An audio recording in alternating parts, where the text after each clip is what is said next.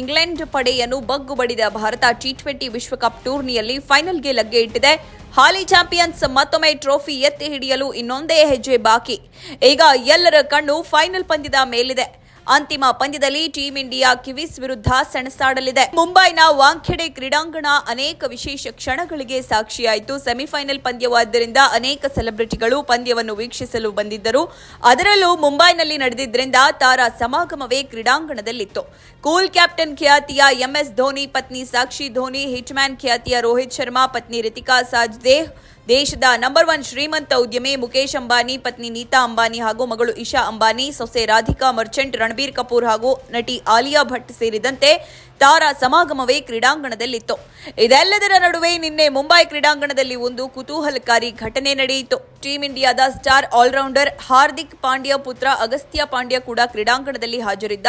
ಅಚ್ಚರಿಯ ಸಂಗತಿ ಏನಂದ್ರೆ, ಅಗಸ್ತ್ಯ ತಮ್ಮ ಅಪ್ಪನ ಹಾಲಿ ಪ್ರೇಯಸಿ ಜೊತೆ ಕಾಣಿಸಿಕೊಂಡ. ಹಾರ್ದಿಕ್ ಮಾಜಿ ಪತ್ನಿ ನತಾಶಾ ಸ್ಟ್ಯಾಂಕೋವಿಕ್ ಕೂಡ ಪಂದ್ಯ ವೀಕ್ಷಿಸಲು ಬಂದಿದ್ದರು.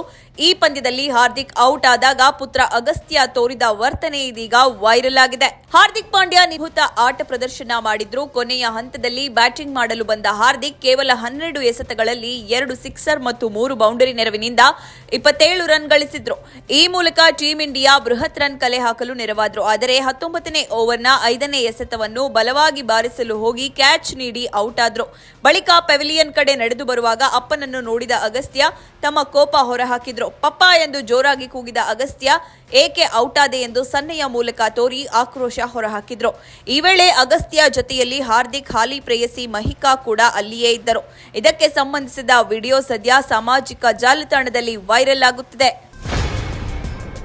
ನೋ ಉತ್ಪ್ರೇಕ್ಷೆ, ನೋ ಊಹಾಪೋಹ.